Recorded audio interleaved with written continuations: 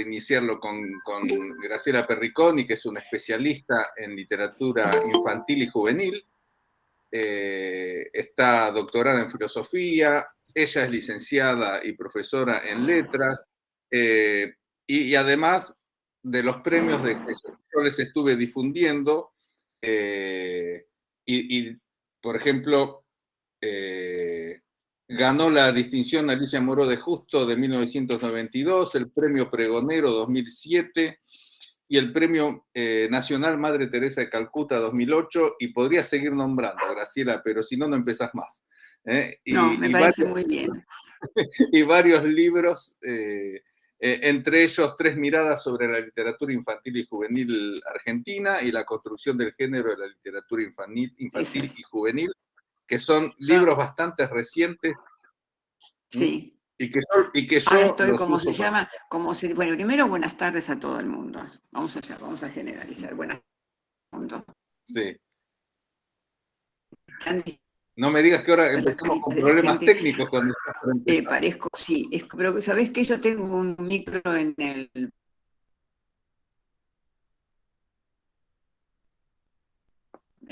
radio. Se te entrecortaba. Se te entrecortaba. A ver, ahora no me digas que empezamos con problemas. Ahora, porque si no, vamos a hacer una... Ahí está, ahí parece. Ahí. Desde China, con lo cual me traslado con la laptop a la cocina y... Bueno. Vamos para allá. ¿Qué te parece? Sí, dale, te esperamos, tranquila, Graciela. No te muevas, no se mueva. Sí. Estoy acá nomás. Trasladate tranquila. Vamos a la música. Bueno. Ahí vamos.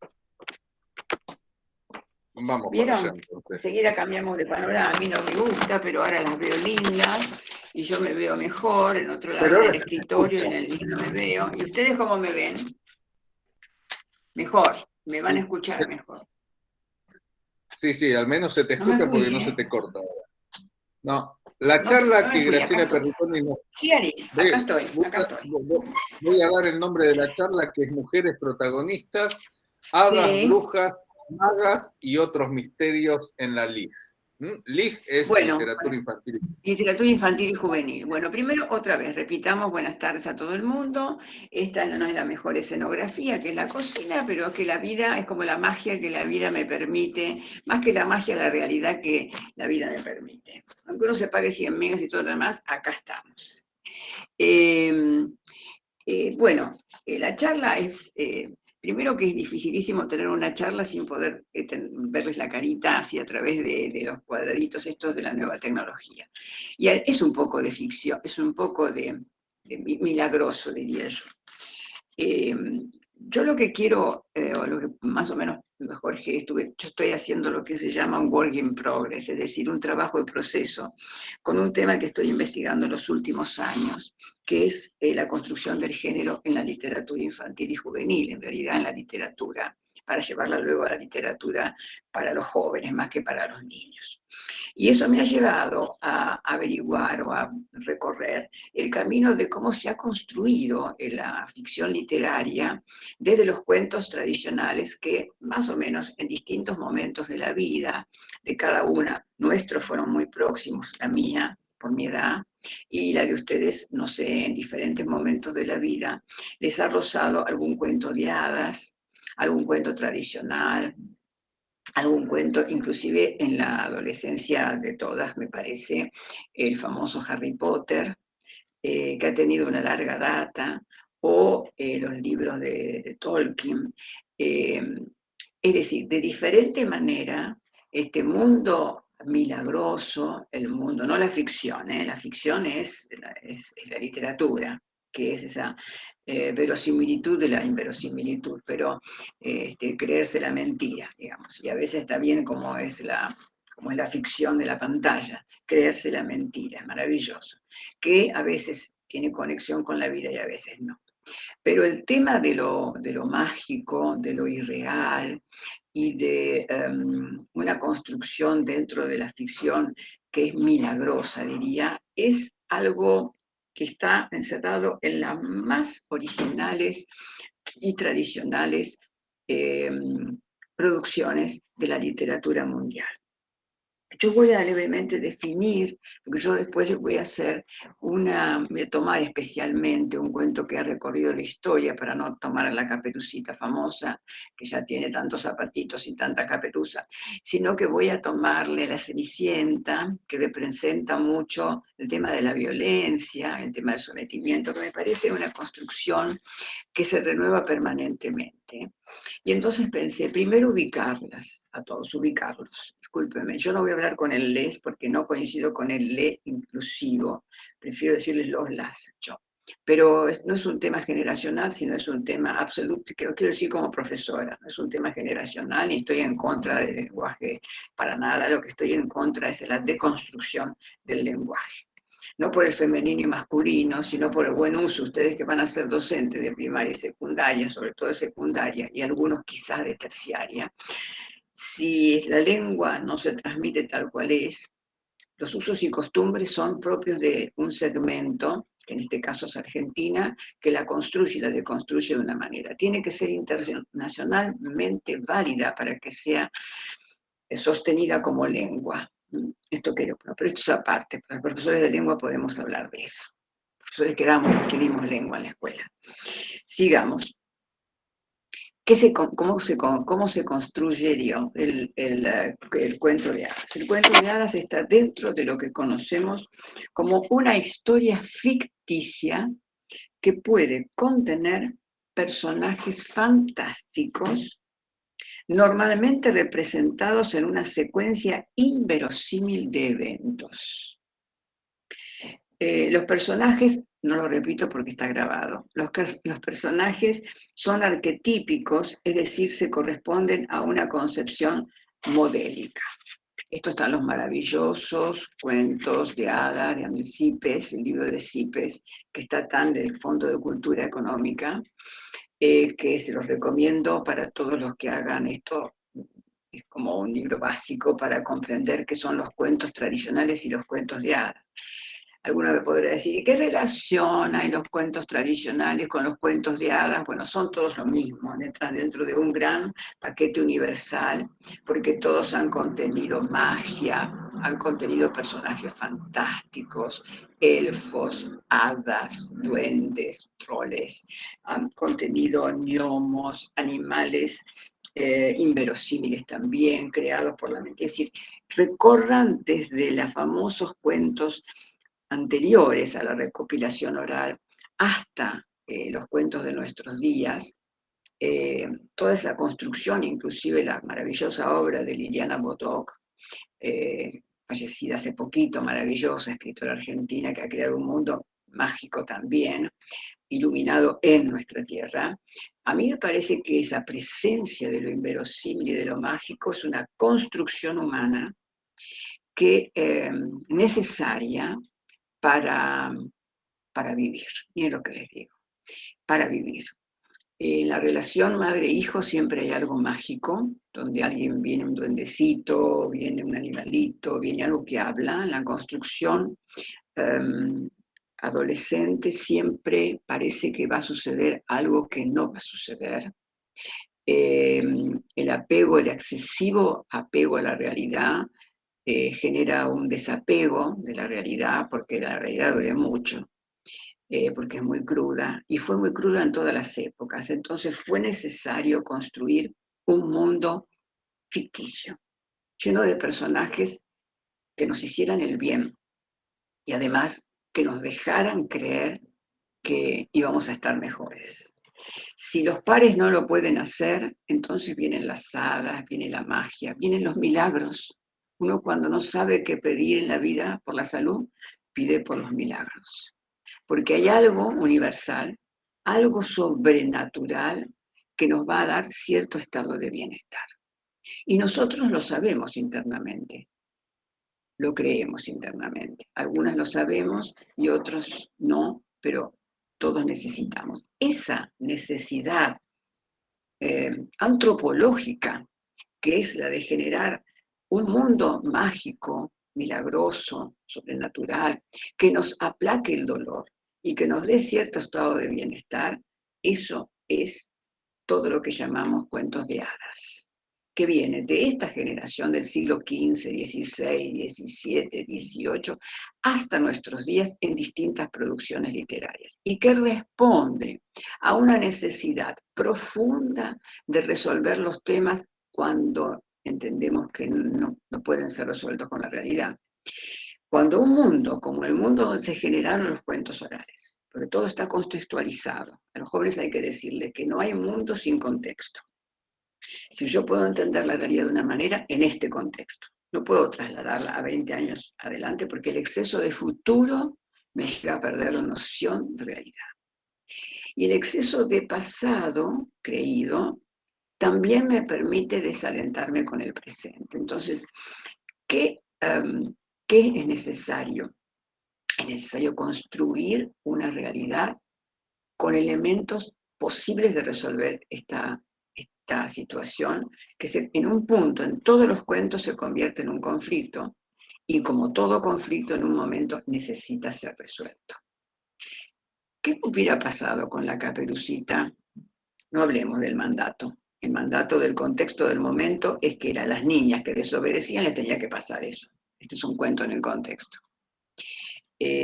No hablemos tampoco de Peter Pan, porque los niños que no pueden crecer tienen hoy ese problema, es decir, esto de apegarse a no voy a crecer, no quiero crecer. Esto es lo que sucede con esos cuentos que nos han sido trasladados generacionalmente y que tienen que ser explicados dentro de un contexto histórico. El contexto de pobreza suma o de riqueza excesiva, en que se gestaron los cuentos, en el bosque inmenso, y en los ricos que mostraban sus palacios y sus costumbres, y los reyes que también tomaban la voluntad de sus hijos, y que disponían, casate con esta, anda a buscar aquella. Bueno, esas conductas ancestrales que responden a conductas patriarcales marcadas por los hombres como género que dominó la autoridad, y qué se hacía con esa autoridad. Eh, para, para eso se generaron algunos personajes, había dicho al principio, arquetípicos. ¿Qué significa arquetipo? Que representan, que se mimetizan y se van reproduciendo socialmente. La Caperucita fue la desobediencia, una y otra y otra y otra vez. Eso fue un personaje modélico, es decir, generó un modelo de modo de ser en la sociedad. Entonces, si eras desobediente, eras como Caperucita. Si eras un mentiroso, que nadie leyó realmente el libro, en la novela de Pinocho de Collodi, si eras un mentiroso, te parecías a Pinocho, o la nariz te iba a crecer como Pinocho. Si no te levantabas más y estabas todo el día procrastinando, es decir, bueno, lo voy a dejar lo voy a dejar, estás tomando la actitud de Blancanieves, no, de la Cenicienta, de la Bella Durmiente, que te quedas en tu lugar para ver qué sucede. Todas estas explicaciones de origen psicológico, sociológico, antropológico, biológico, han sido originarias en los libros destinados a la educación de los chicos y jóvenes cuando empezaron a ser recopilados. Los grandes recopiladores fueron los hermanos Grimm, uno de los primeros. También fue, pero ya de autor, Charles Perrault, que escribió sobre estos mismos temas, no como los Grimm. Hubo colecciones de cuentos franceses en el siglo XVI, XVII, de cuentos alemanes, y todos tenían estos personajes, todos, porque todos respondían a la necesidad de resolver aquellas cosas que la realidad no te resuelve. ¿Cómo se sale de la pobreza extrema, de la gente que vivía en el bosque, que vivía sometido a sus reyes, si no era a través de la bondad de un príncipe? ¿Cómo se es feliz de otra manera? ¿Cómo se llega a ser la esposa del príncipe de otra manera? ¿Cómo se soluciona el tema de una niña que es abandonada, porque esa es la metáfora del abandono, como Caperucita, en medio del bosque, y que tiene que recorrerlo para ir a ver a otra persona sola? Son tres mujeres solas, madre, hija y abuela.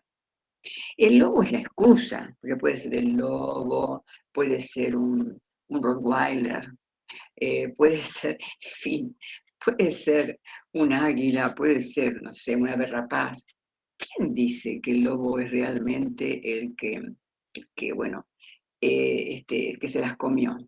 Cuando en realidad hubo un acto de desobediencia de tres mujeres, una que envía a su hija, una que no cumple o no quiere o se entretiene tanto cuando sale en el bosque, hay tantas cosas lindas que llega tarde a la casa de su abuela, una de las versiones. Y también existe dentro de eso, existen cosas buenas, objetos buenos y objetos malos. Hay hadas buenas y hay hadas malas.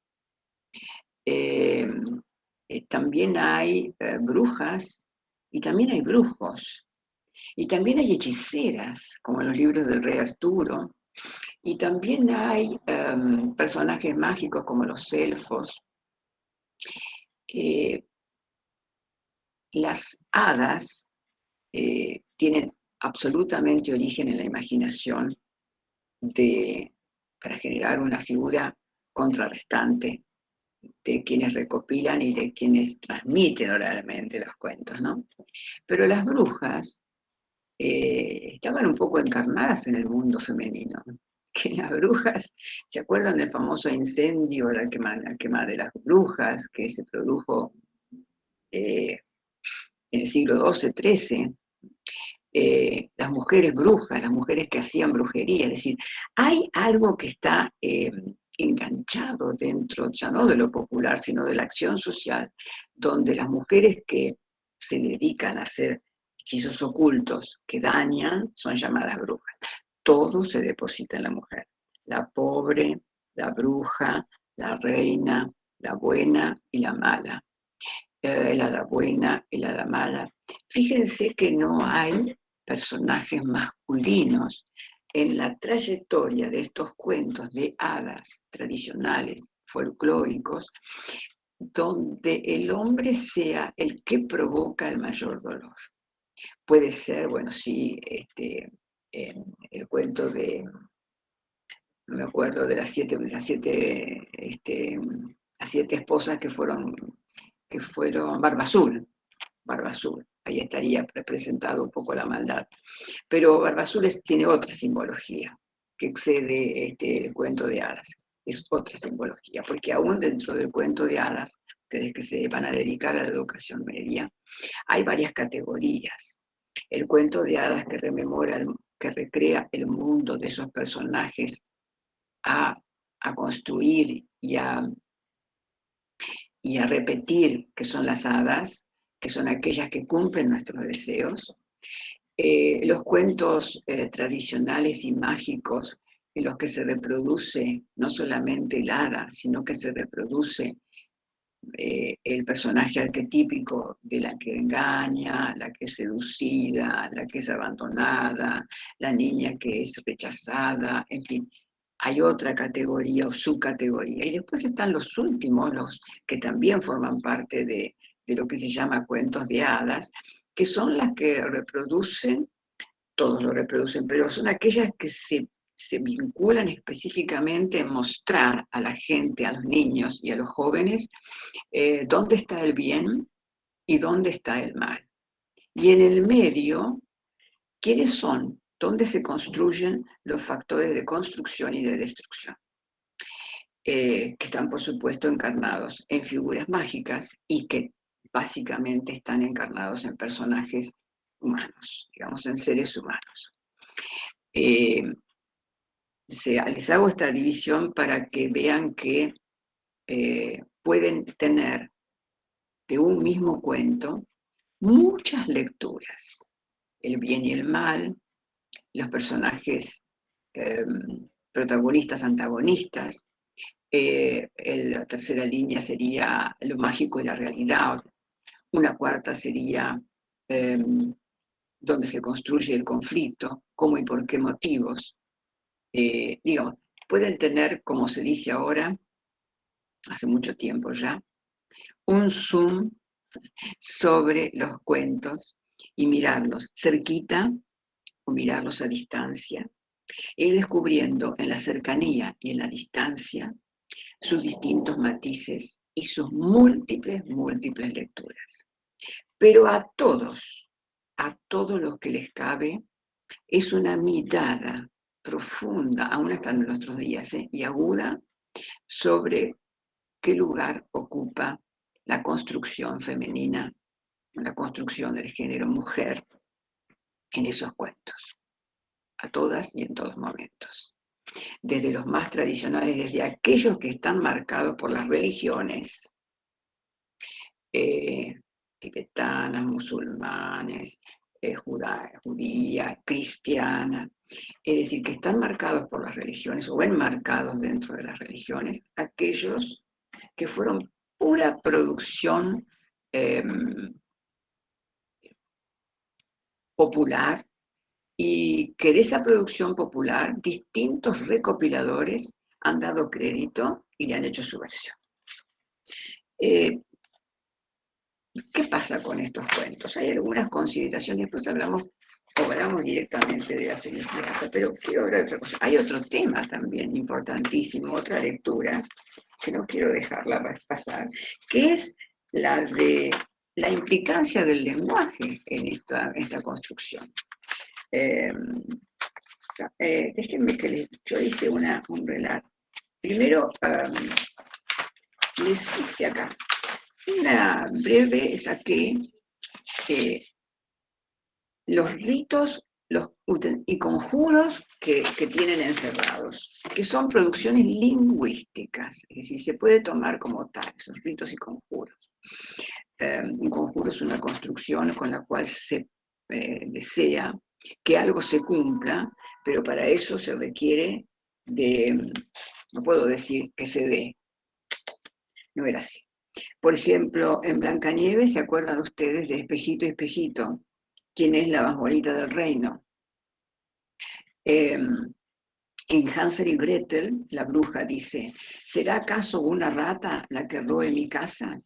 Ejerce el poder mágico de atracción a través de la casa. En Los dos hermanos, la famosa obra Los dos hermanos, que les recomiendo leer, muy interesante, la bruja convierte al príncipe en una roca con una rama, y antes lo conmina a realizar un ritual. Te echaré una rama, pégales con ella a la espalda a los animales, y entonces ellos no me causarán daño alguno. Hay otros más, ¿no? El rito ¿se acuerdan ustedes? Que también es tremendo. Blancanieves, la madrastra, que les pide que le traigan el corazón de Blancanieves, en una versión, en otra que les traigan el hígado de Blancanieves, a todos.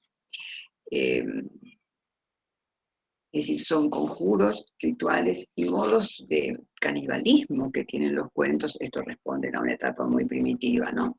Que era propio de la época también, de si muere el enemigo, comeré su corazón, comeré sus vísceras, desecharé su garganta.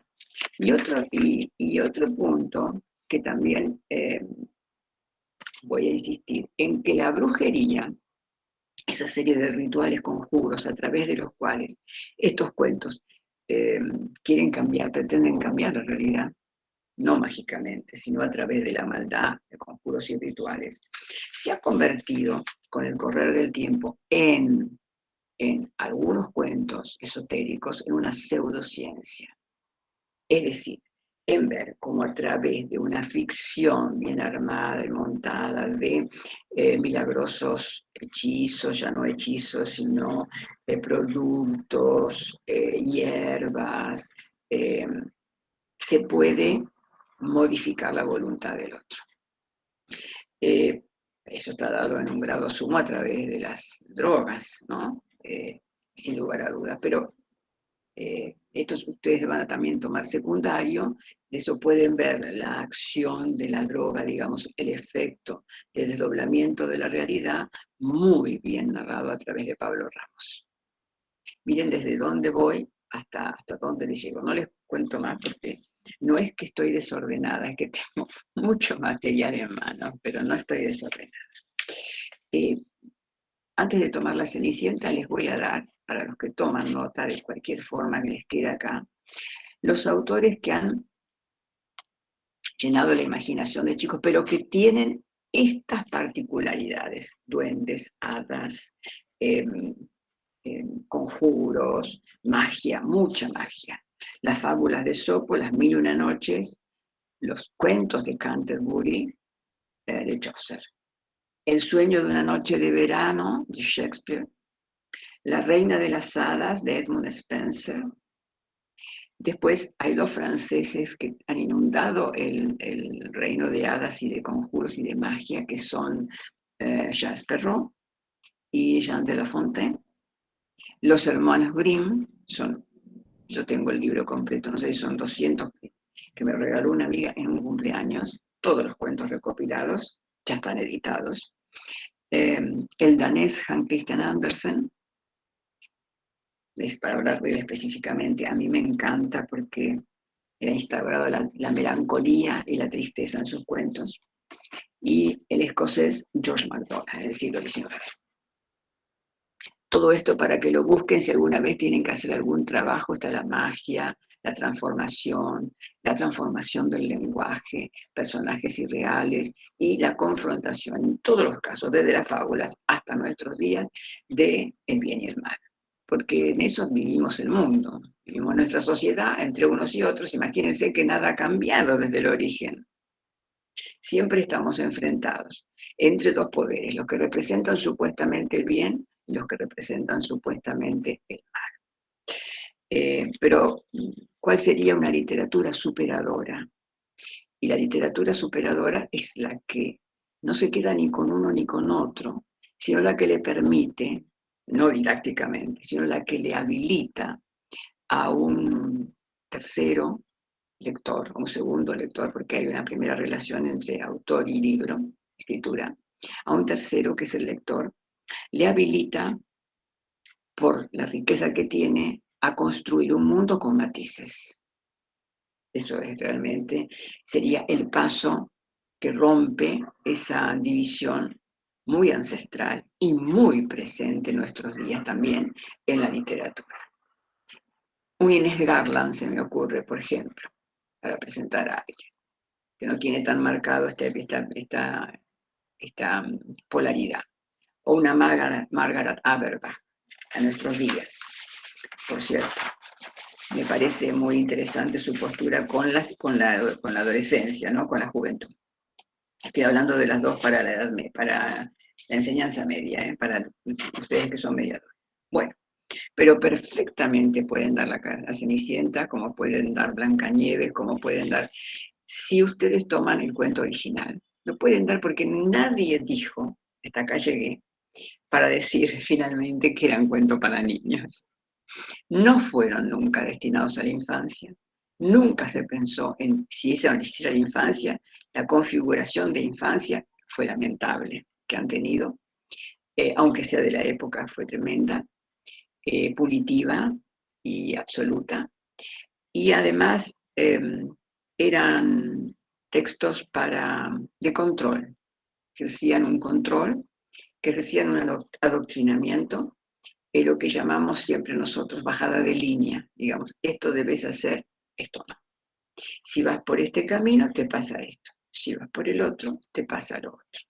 Y si no me pasa, bueno, hay algún ser sobrenatural que te va a ayudar. Cree en la magia, cree en la fe, cree en Dios, cree en un mundo esotérico, algo te va a apoyar. En eso se apoya la descripción de una ficción que ha trascendido durante años. Bueno, les quiero hablar un poquito ahora sí, de un cuento particular. Veo que usé como 30 minutos para esto, que es La Cenicienta. La Cenicienta, que tiene origen en la gata Cenerentola, que es un cuento de Giambattista Basile, publicado en el Pentamerón póstumamente en 1634. Miren el origen, los años que tiene la famosa Cenerentola.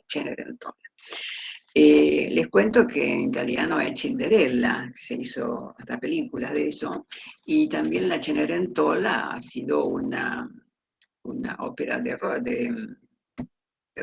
Verdi, creo, de Verdi. No, de Rossini, me equivoco, de Rossini. Búsquenla, de Rossini, muy interesante. Famoso cuento de la Cenicienta, hay tres versiones. La de Basile, que fue la primera. La segunda es la de Charles Perrault, que es del año 1697, y me gusta decirlo en francés porque se llama La Petite Pantoufle de Verre, el pequeño zapatito de cristal, el Petit Pantoufle de Verre, que es una historia diferente a la de Basile, pero con eso se inaugura lo escrito, ojo, lo escrito y ya traducido y ya socializado. Y la tercera, que ya es del año siglo XIX, 1812, que es la famosa de los hermanos Grimm. Pero hubo en realidad dos versiones que fueron las más... Bueno, después, ¿por qué trascendió todo esto? Porque el famoso señor Walt Disney lo hizo de dibujo película, y porque la industria italiana tomó para hacer película la Cinderella, que creo que la hizo con alguna de las famosas y famosísimas actrices legendarias. No fue con la Sofía Loren, me parece que fue con la Gina Lollobrigida, me parece, pero habría que buscarlo. Pero de cualquier manera la Cenerentola ha trascendido el siglo XVII, y la verdad que la podemos ubicar perfectamente en nuestros días. Hay elementos en común en las dos versiones que les voy a contar, pero hay elementos muy importantes, diferentes, muy importantes. Los tres elementos en común, hay los 4 elementos o 5 que nombré por ahí, 6 en realidad. La primera es que hay una niña pobre. Es la primera, que es una niña, empecemos por ahí. Todos son personajes femeninos, porque aún con Hansel y Gretel, la que saca adelante la vida es Hansel, no es el famoso Gretel, la nena. También lean Hansel y Gretel, es apasionante para hacer una múltiple lectura, un zoom. Primero hay una pobre niña que se encuentra sola en medio de un destino inexorable. Se muere la madre, se queda con el padre se casa con otra mujer. Hasta ahí todos son iguales. Todos son iguales, se casan, se juntan, lo que quieran, todos son iguales. Después que la tercera en cuestión, la madre, muerta, el padre se casa con una mujer que también es viuda, que tiene hijas, también hijas. La segunda cuestión es que la madrastra, malamente llamada madrastra, digamos, la segunda esposa del padre, es mala. Podía haber sido buena, acá es mala. En todas las versiones es mala. Y la tercera, que también es muy importante, las hijas, es decir, sus hermanas, llamadas hermanastras, son hermanas de sangre, no son hermanas de sangre, pero son hermanas, también son malas. Todas las mujeres son malas. La chica no. La madre muerta, supuestamente buena, pero muerta. La niña buena, abandonada, y todo lo demás malo. La tercera o cuarta característica es que en todos los casos la realidad cambia por la magia. Todos los cambios son porque alguien que no es humano, que no produce cambios en la realidad, le modifica a la protagonista su realidad. Interesantísimo es esto. ¿Quién pudiera tener una maga? Y díganme si uno no tiene ganas, sinceramente. La cuarta característica es la aparición de los personajes maravillosos, que no necesariamente son los que provocan enseguida el bien, ¿no? Hadas, duendes, animales que colaboran, pájaros, generalmente son pájaros. Y después hay siempre un elemento desencadenante. En este caso está el zapato. El elemento que desencadena la historia, digamos, que destraba la historia, es algo que pertenece a la realidad, la pseudo realidad, que desencadena. Al desencadenar la tragedia, hay siempre ahí se produce la confrontación entre la verdad y la magia, porque para llegar a la protagonista, a saber de quién es el zapato, tienen que atravesar la realidad. Y esto también es interesante. Yo no sé si recuerdan lo que es la Cenicienta, el cuento de Perrault, no se los voy a contar, pero les voy a decir en qué, porque el otro es distinto. Consiste en situar a la Cenicienta como la única hija fallecida de una señora, y cuyo marido se casa por segunda vez con este hombre y tiene la señora 2 hijas. La mujer obliga a la Cenicienta a vestirse con ropa desagradable o vieja y estropeada, hacer las tareas de la casa y desconoce su lugar de hija de su esposo. La subestima y la desvaloriza delante de la hija, es decir, es una niña destratada que también es muy importante, que la ponen a hacer las tareas de la casa. Muy importante lo que les cuento. Es decir, la Cenicienta no solo duerme en las cenizas, esta es en la segunda versión, no es en la de Perrault, es en la de los Grimm, ya las cenizas. Acá no aparece la nominación de cenizas. Es muy importante ver lo que aparece en cada versión.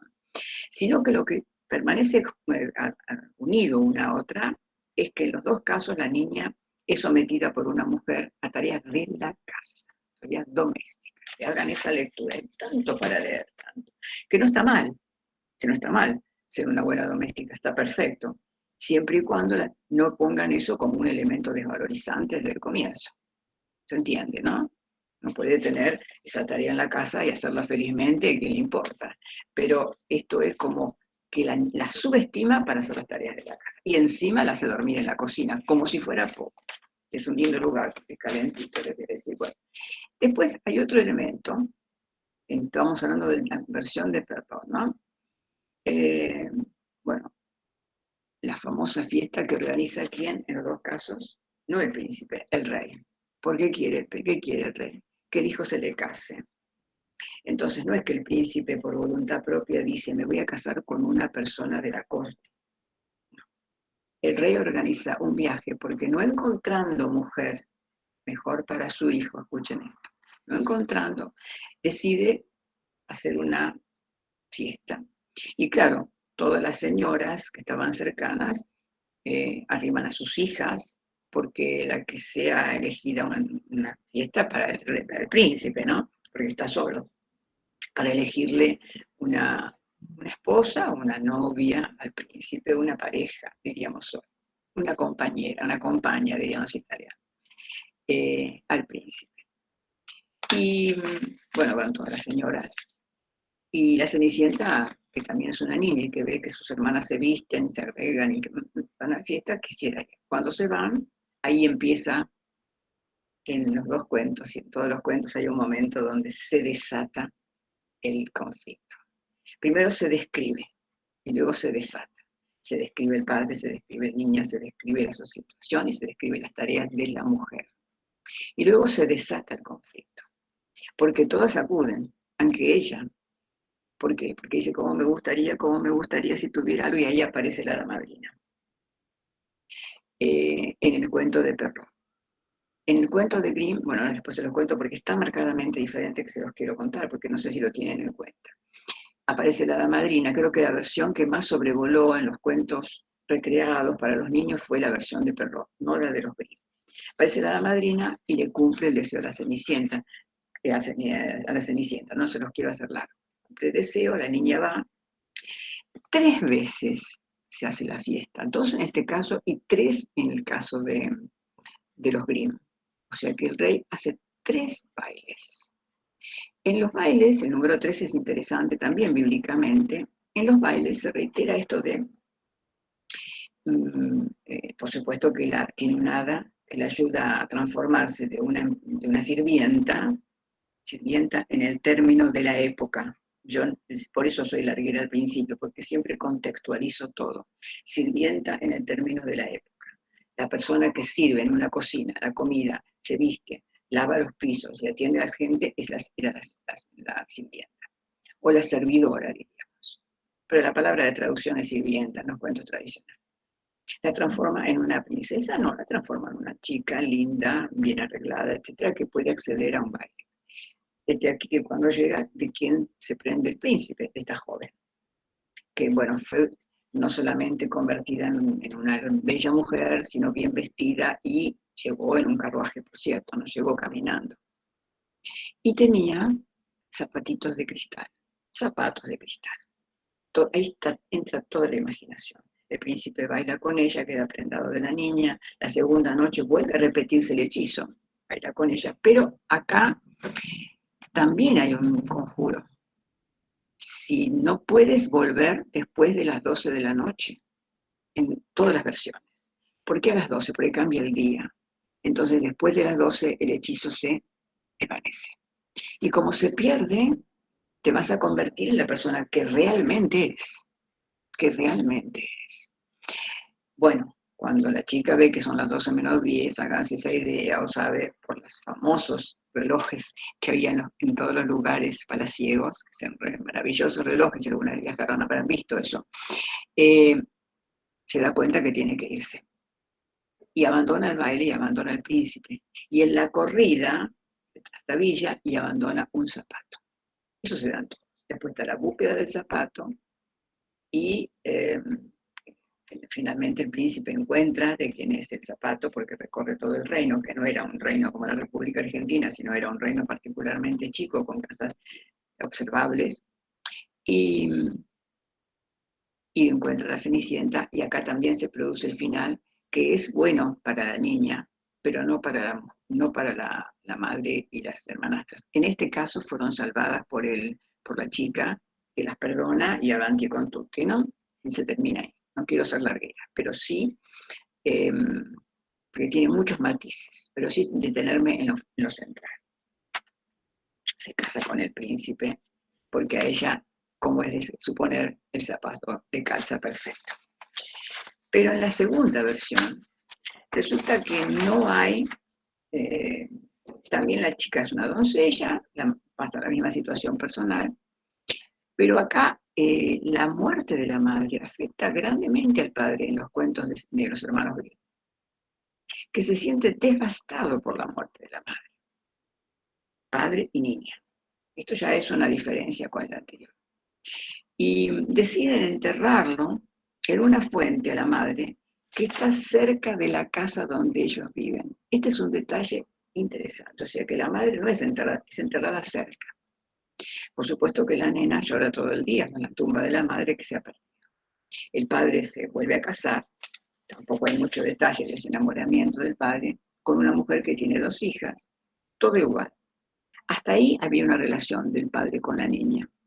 Cuando una vez que se casa, se corre la imagen del padre y vuelve la imagen de la chica sola, ya no tiene el padre con quien llorar, y esta mujer. Las 3 mujeres malas, por cierto, vuelven a ser. Y se vuelve a producir exactamente lo mismo. Se dedica a la limpieza del hogar, se llena de polvo y se llena de cenizas y la obligan a dormir sobre las cenizas que atiza en la cocina. Es interesante. Como detalle original de acá, de este cuento.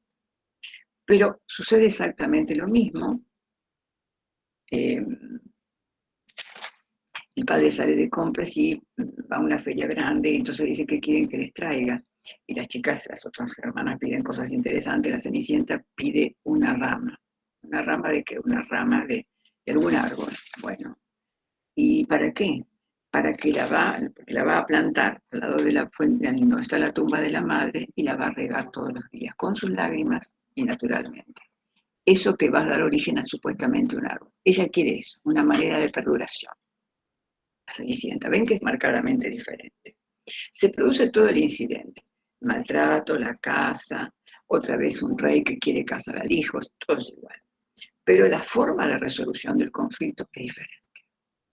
Porque en este caso, la chica es abandonada, por cierto, se van a la fiesta, como suele suceder en todas las versiones.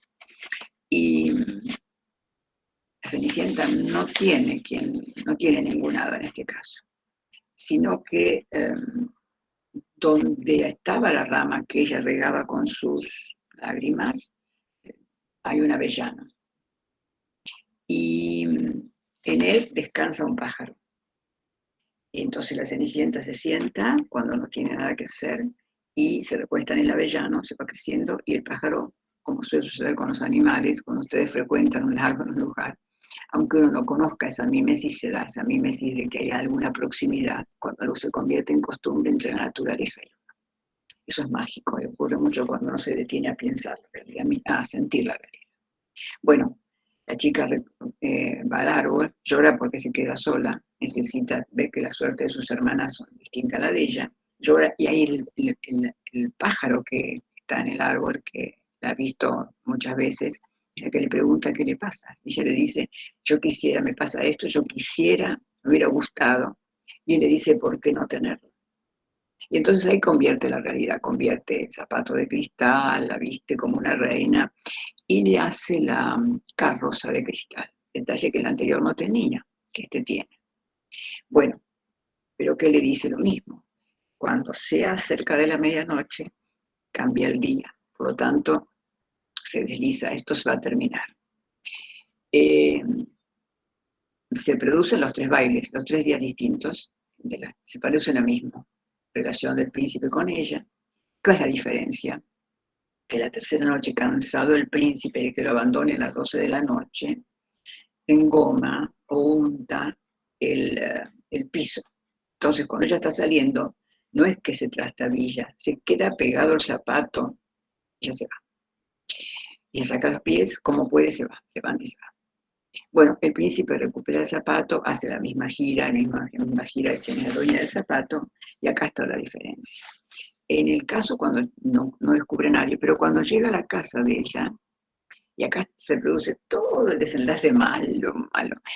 Cuando llega a la casa de ella, acá está cómo se castiga el mal. Por supuesto que la madre presenta a sus hijas. Entonces la chica le dice, este zapato no me entra ni por bueno, cortate 2 dedos. Y la chica se corta 2 dedos, el zapato le entra, una de las hijastras. Cuando se va, los pájaros lo siguen al príncipe, le dice, está saliendo sangre por las pies, como está saliendo sangre. Entonces el príncipe se detiene y le dice, es cierto, se da cuenta que le ha mentido y se da cuenta que está desangrándose. Entonces le increpa a la madre, dice, no me equivoqué de hija, es esta, no esta, es esta. Entonces la otra dice, pero yo, córtate la base del pie, el talón. Y hace cortar la base del pie, algo terrible de las madres, bueno, ¿para qué? Para cumplir, para que se pueda casar. También se saca la base del pie, se repite el mismo conjuro, no te das cuenta que hay algo que sangra, que hay algo que sangra. El príncipe se detiene sobre la sangre a cuenta de la mentira. Entonces aparece la vocecita de la Cenicienta que dice, pero yo también fui, todas espantadas, como yo también fui. Bueno, le calza el zapato, se la llega, esta no le sangra nada, anda fenómeno con el zapato. No se casan estas 3. Se casa la Cenicienta. Las otras dos son condenadas a morirse, ¿entienden esto? Las matan. Esto es lo que tiene de tremendo el cuento tradicional, por eso llega a este final. Vieron que al principio, la primera versión, se casaban y eran felices y perdonaban. Acá no existe ni olvido ni perdón. Acá hay paredón, nada, mueren. Y es una forma, yo se los hago así en forma graciosa, ¿no? Es una forma o trágica, es una forma de leer cómo se castiga las malas acciones y cómo las jóvenes deben acudir por sus deseos y acudir a hadas y duendes y buena magia y no mala magia ni magia negra, y cómo es premiado el esfuerzo y el bien y castigado totalmente el mal. Después de que se mandó todo el cuento contando malas acciones y no hubo ningún proceso de conversión de los personajes, porque el tratamiento es así, un enfrentamiento poderoso entre el bien y el mal. Bueno, ¿Qué decirles de esto? Que la construcción del género, la lectura de género, es obvia, ¿no? Está maltratada la mujer, no cosificada, no, maltratada, puesta como para el bien, en el caso de esta hada que hace el bien, y en el caso del pájaro que también hace el bien, o sea que la naturaleza también se ayuda. La magia que está en las transformaciones del cristal, el pequeño zapatito y la magia del baile, de, de ese salón maravilloso con mujeres hermosamente vestidas y ese baile del príncipe, todo magia. Y después el castigo y cuando se rompe el hechizo, que es cuando toca la hora, que ella huye espantada en todos los casos, porque se termina su hora, es como que acá se termina el día. Primero, no es para niños. Si nosotros lo narramos, tenemos que narrar el original, el conflicto llevado al límite. En este caso, los conflictos son llevados al límite, el límite de la maldad, para que alguien sobrenatural lo resuelva. Es muy peligroso eso. Sobre todo en tiempos donde los chicos, yo miro mucho la televisión últimamente, que no hay mejor lectura de la realidad que la televisión, de la irrealidad. Y veo que hay una gran violencia, no solamente verbal, sino física, ejercida por los adultos, por los chicos, es decir, llevar el conflicto al límite no asegura resolver en alguna forma el conflicto, ¿no? Estoy hablando de los jóvenes y de los niños, ¿no? Lo segundo, o lo primero, es que se apoya siempre en imágenes negativas femeninas, y si no, en imágenes femeninas que rondan la permisividad, el sometimiento, eh, el silencio, el aceptar el destino, ¿no? Como no hay posibilidad para ninguna de estas mujeres de transformar su realidad, famosas mujeres, la Cenicienta, Blancanieves, la Caperuza, la de Mujer de Barba Azul, en fin. No hay ninguna posibilidad de transformar la realidad a través de sus propios medios. No hay una posibilidad de superación personal. No superación entendida como ser más, sino superación entendida como cómo superar el gran obstáculo que el cuento me trae o que la vida me pone. O sea que hay una gran desconsideración de la protagonista, pero además, esto lo han escuchado mucho, una gran desconsideración de los roles parentales. Porque hay madres abandónicas, padres que no les importa a los hijos. Fíjense los padres de Hansel y Gretel, que como se habían quedado pobres, la mujer le dice al marido, también en segunda nupcia, ¿qué hacemos con estos dos que eran de Hansel y Gretel? Tenemos que comer. Y el padre dice, son mis hijos. Sí, yo se los hago en parodia, ¿no? Son mis hijos. Sí, pero entre que es una cosa de supervivencia, se dice en otro lenguaje. Entonces, ¿qué hacen? Le cierran la puerta y dicen, bueno, vayan al bosque. Me causa maravilla porque Netflix tiene, le digo Netflix como otras plataformas, todo se llama Desde el Bosque, todo lo malo, todo lo suspenso está siempre en el bosque, en los policiales franceses, sobre todo los franceses, ingleses, los de daneses, es muy interesante, todo está puesto en la naturaleza, ¿no? No adentro de las casas, el misterio está afuera. Y acá también, me parece que yo cuando los miro, a veces me digo cómo reproducen las historias que se narraron originariamente, que se recolectaron originariamente, cómo lo que se ve ahora es en realidad una reproducción de aquella estructura binaria y tan ancestral, y donde la casa es para adentro, una cosa cerrada, y donde todo el mal está afuera. Muy interesante.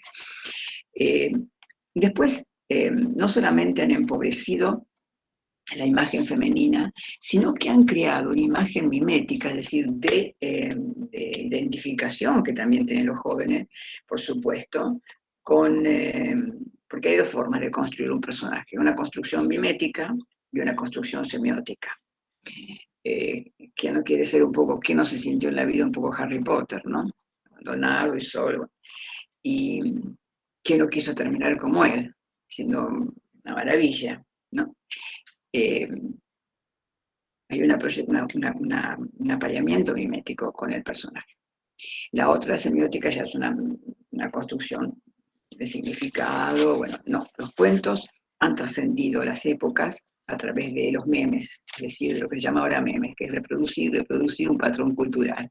Y eso se ha reproducido. La imagen de la niña, de la boba, de la tonta, de la sometida se ha reproducido. Tanto se ha producido, tanto socialmente, que todo el dominio del mundo masculino se lo ha creído absolutamente.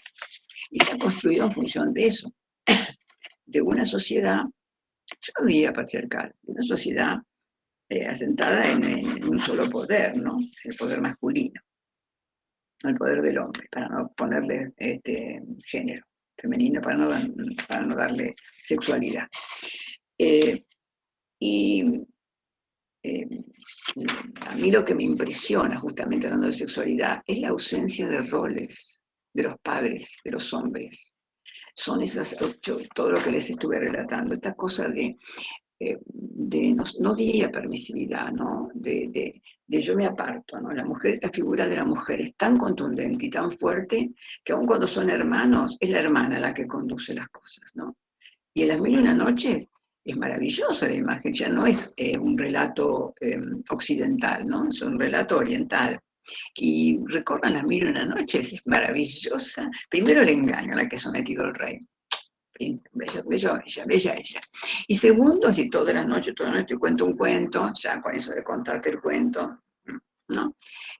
Hablamos de la cuentera. Y además, no solamente eso, sino lo maravilloso es cómo la mujer va transmutando desde el sometimiento a la mala, pero ella, no la magia ya. Es maravilloso. Me sugiero trabajar Las Mil y una Noches. María Teresa Andrueto tiene una adaptación, creo que en Sudamericana lo sacó, de algunos cuentos de Las Mil y una Noches para jóvenes.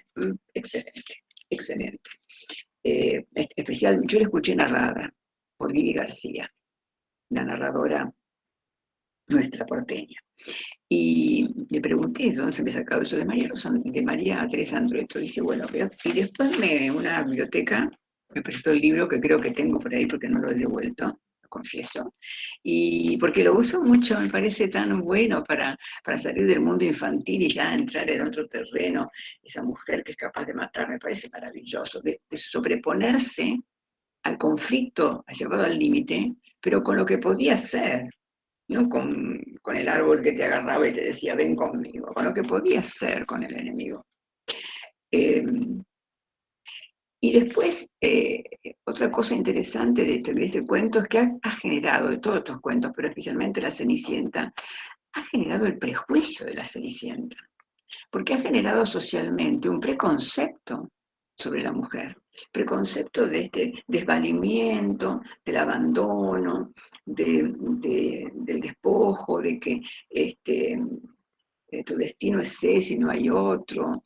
Esto también es muy...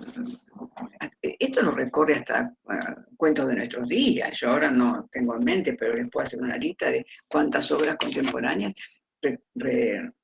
habitan y retoman esto del cuento, el síndrome de la Cenicienta, se llama el síndrome de la Cenicienta, tratado en psicología.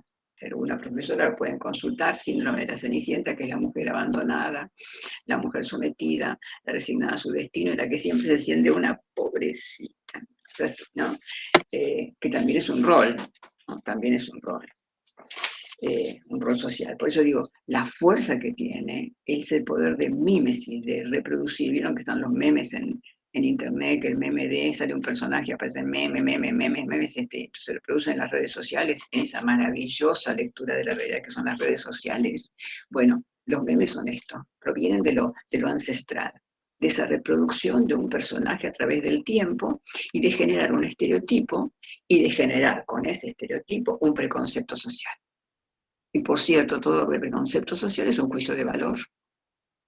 Así que el tema está puesto no en si es buena la mujer, si es mala la construcción del género, es en el juicio de valor.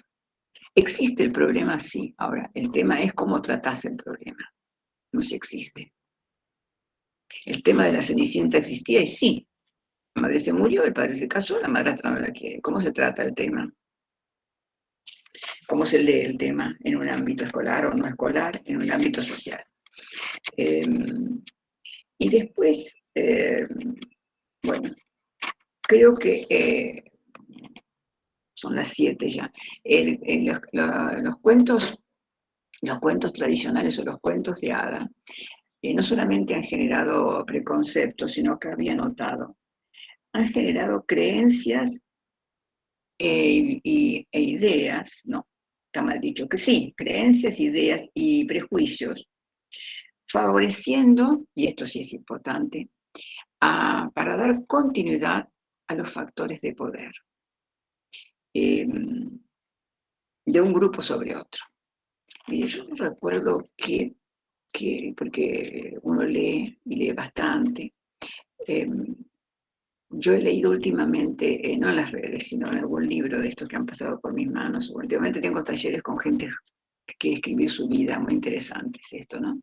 Hay gente que le quiere dejar un testimonio se llama Historias de mujeres que hablan de sí, ¿no? Historias de mujeres que se cuentan, y que cuentan su historia. Y tengo dos mujeres distintas. Y lo interesante es ver, entonces con una estoy leyendo Paula, con la otra estoy leyendo Paula como testimonio de vida de Isabel Allende, de su hija, y de que cuenta su historia, la historia de Chile maravillosa. Me gusta esa Isabel Allende, no la marketing era esa. Y de la Casa de los Espíritus, esa Isabel Allende, que escribe maravillosamente bien, les tengo que decir la verdad, maravillosamente bien, a pesar de que ahora se convirtió en un producto de marketing. Y con la otra estoy viendo la biografía de García Márquez, autobiografía, porque no me acuerdo, digamos, pero no sé si es el olor de la guayaba, bueno, no sé si es, bueno, no confieso que he vivido en Neruda, hermosa la autobiografía. Y en todos los casos, en la vida de cada uno y en la progresión de su adolescencia y su niñez hay una lectura social. En Allende y en García Márquez cuando habla de la pobreza de su infancia, que realmente cuando lo describe es parecido a Cien años de soledad, el pueblo donde nació, y lo que cuenta de su infancia. Pero en ambos casos, una mujer y un hombre, la visión de la sociedad da cuenta de quién maneja el poder, qué hay detrás de eso. Entonces, les decía, en uno de esos momentos es tan relevante lo que le pasa a Isabel Allende con su marido, con su apellido, que ella creo que dice algo así como, cada vez que veas que algo pasa con la mujer en la sociedad, que hay una ruptura en la imagen de la mujer. Por ejemplo, se genera una comisión sobre la mujer, se genera una comisaría de la mujer, se genera una ley, se genera una despenalización del aborto, por las razones que sean. Se genera un movimiento social. Bueno, ahí donde se genera algo, cuando veas esa lectura, detrás de esa lectura hay una lectura del poder. Una manifestación de cómo va cambiando el poder, porque en cada manifestación de género es una manifestación por donde, como dice acá, relaciones de poder de un grupo sobre otro. Yo creo que hay unas cuantas cosas en que detenerse, lástima que no las tengo como para decir, bueno, ¿qué me pueden preguntar tan cerquita como una clase? Pero bueno, hasta acá mi vida, porque son 7:13, tengo más material. No sé si quería dejarles alguna idea de algunos cuentos en los que hay esto, que ustedes pueden leerlo, de distintos momentos. Sí, brujas, madrastras, figuras practicantes de la magia, creo que se los vi. Los niños de oro, el cuervo, la lechuza prodigiosa, la pastora de ocas, el tambor, donde la bruja juega un rol central en el hermanito y hermanita, el cuento enigmático, los 6 cisnes, el amadísimo Rolando, la novia blanca, la novia negra y el corderillo del pececillo, de la madrastra es protagonista. Bueno, son cuentos que no son tan conocidos ni tan divulgados por la industria de Disney y por las industrias editoriales, pero sobre los cuales se puede hacer una lectura de todo esto.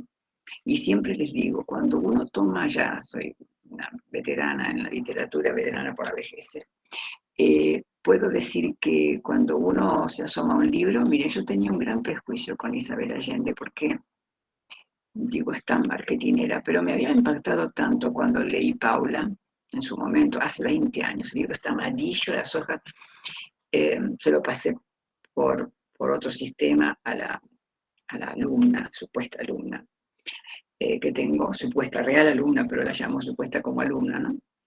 Y le encantó, se lo leyó el fin de semana.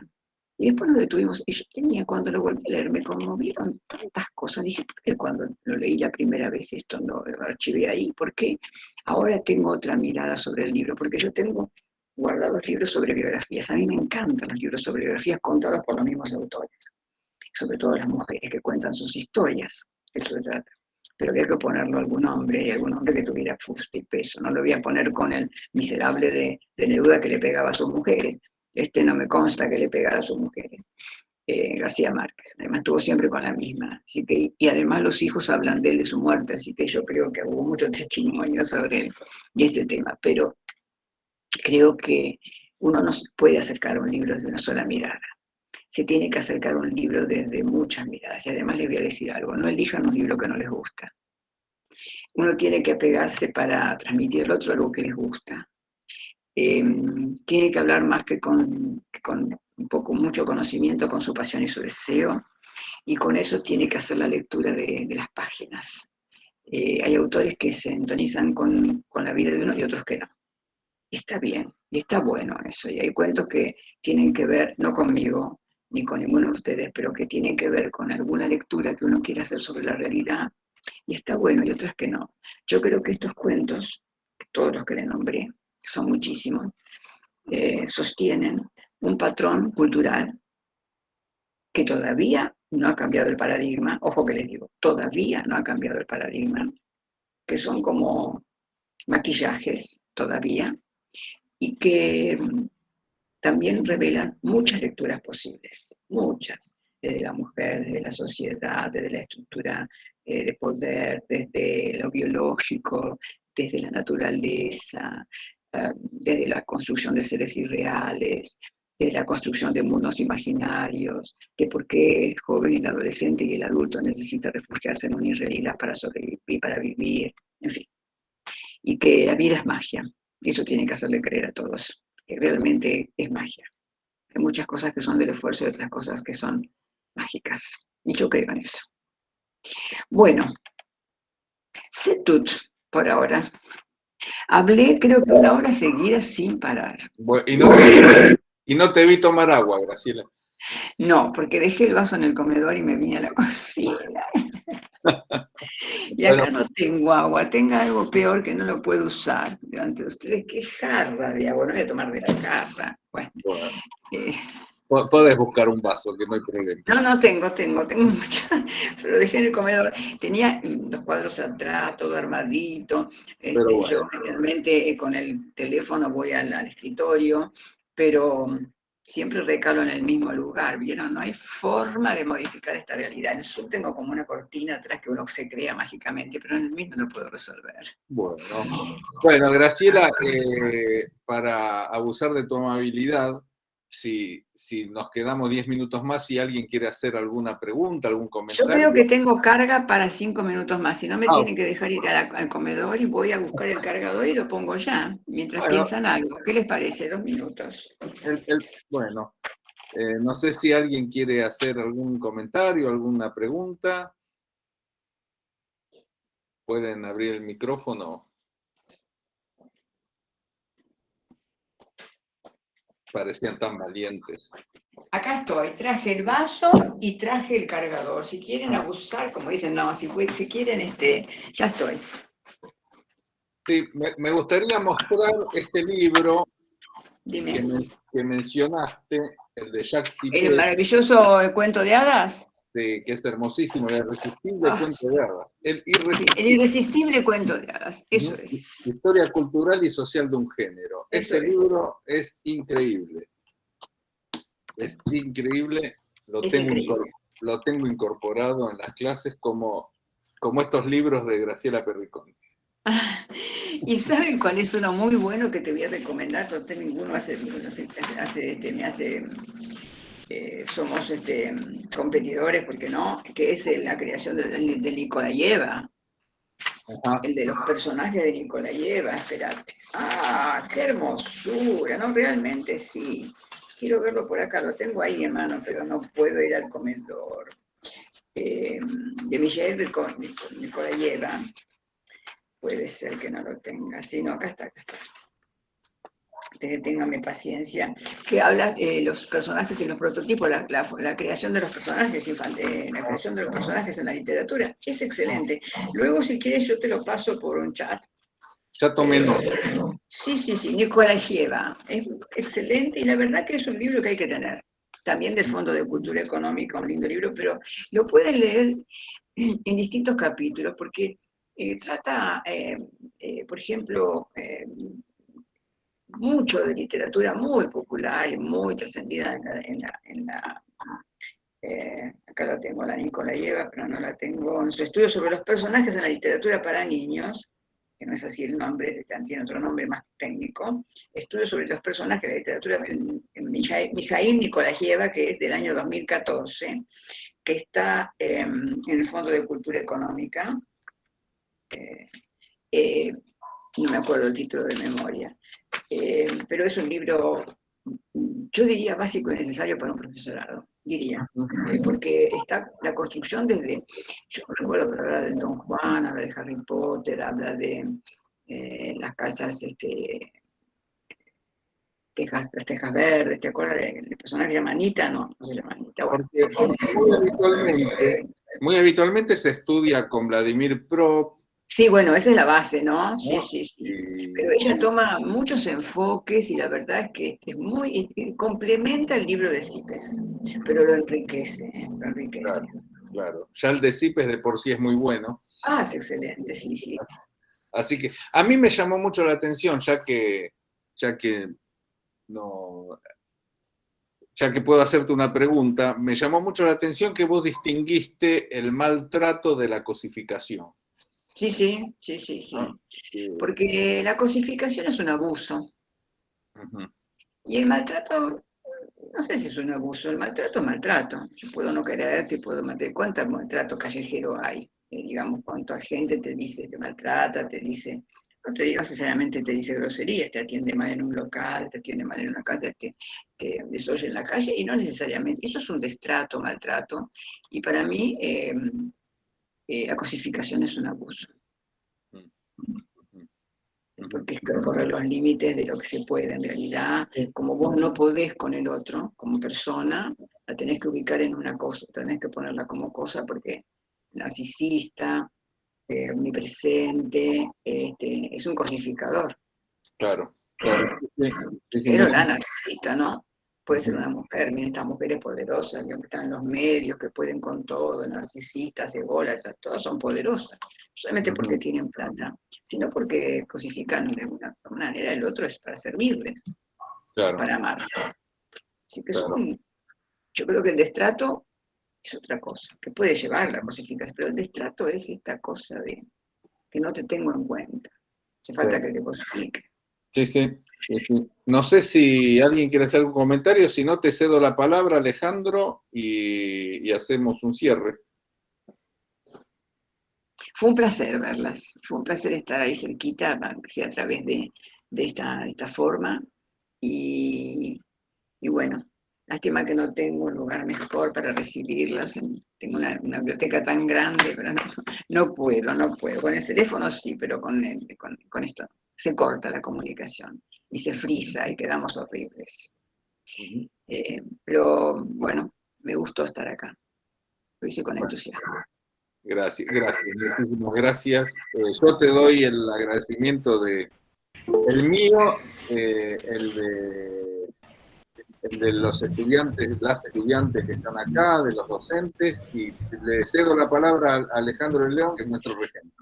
Bueno, si me permitís, antes de terminar, les quiero decir que yo en Instagram, aunque está de moda, yo Twitter no consumo porque eso es una cosa nefasta para mí, porque no tiene identidad, pero en Twitter soy Perrieva, y en Facebook soy Graciela Perriconi, y siempre saco, siempre cuando tengo ganas, que ahora es más frecuente las ganas,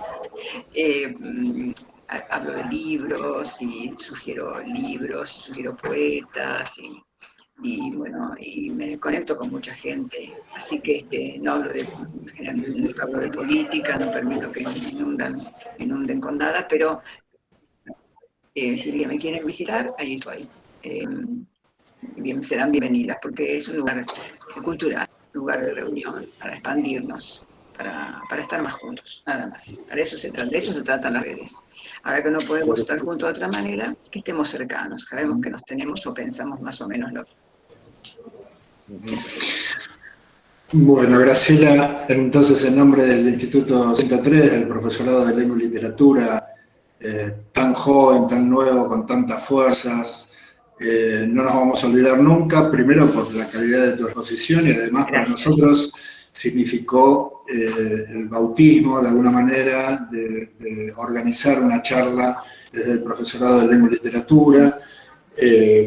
Creemos firmemente que las instituciones educativas las hacen las personas que están dentro y bueno, los invito y las invito a todos los compañeros y las estudiantes y los estudiantes a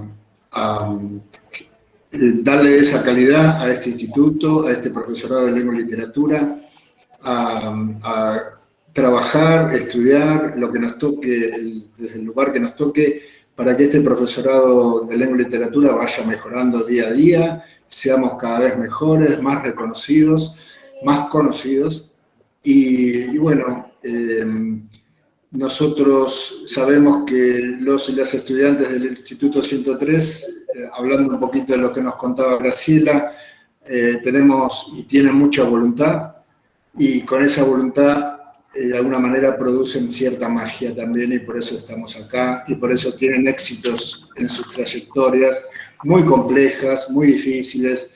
No sé, Graciela, si vos sabés, bueno, justamente el profesorado de lengua y literatura está en un lugar un poquito más acomodado, digamos, urbanísticamente, pero el centro, la sede del instituto está a 2 cuadras del Puente La Noria, en una zona compleja, que bueno, que lo trabajamos y lo llevamos adelante, como les decía, con mucha voluntad y produciendo magia. Así que las felicito a todos los que están acá presentes. Inviten a los compañeros y a las compañeras a las próximas charlas. Vamos a seguir, no vamos a conseguir seguramente alguien de la calidad de la visita de hoy, pero bueno, vamos a seguir trabajando en ese sentido. Así que bueno, gracias a todas y todos, y gracias especialmente a Jorge y a Gabriela Soria, los profesores que organizaron y llevaron adelante este encuentro. Muchísimas gracias a todos. Y me gustaría agradecer también que... Yo quiero agradecer a todos, perdón. Inicial, Perdón, sí. Que se sumaron chicas del profesorado inicial también. Bueno. Yo les quiero desear lo mejor, ya que se van a recibir o que no hay egresados todavía, pero lo mejor. Y sobre todo les deposito mi deseo así muy, muy profundo. Yo sigo haciendo esto exclusivamente porque quiero ser útil en la vida de todo lo que la sociedad, todo lo que la docencia me dio. Yo hice muchas carreras como editora, pero mi mayor tristeza y las mayores alegrías las tuve en la docencia. Así que la docencia, no sé si es una vocación, fue un campo de trabajo interesantísimo, interesantísimo, y la verdad fue más que magia, fue una realización personal. Así que ojalá que puedan trabajar en la docencia con pasión, con deseo, y no desvaloricen nunca al chico. Es un chico que está en apuros. La sociedad está en apuros, en formación y en apuros. Y bueno, tratemos de que se sienta cómodo y de darle algo, no sé si un mensaje, de darle un espacio, no sé si de contención, de encuentro con un libro que realmente es como un intermediario válido. Lo que fuera el libro, no de literatura, lo que fuere, que le guste. Y por ahí vamos. A lo mejor por ahí yo les deseo eso. Y cuando quieras, estaremos de nuevo. No pronto, cuando quieras, con mucho gusto. Y gracias y buen fin de semana. Bueno, muchísimas gracias.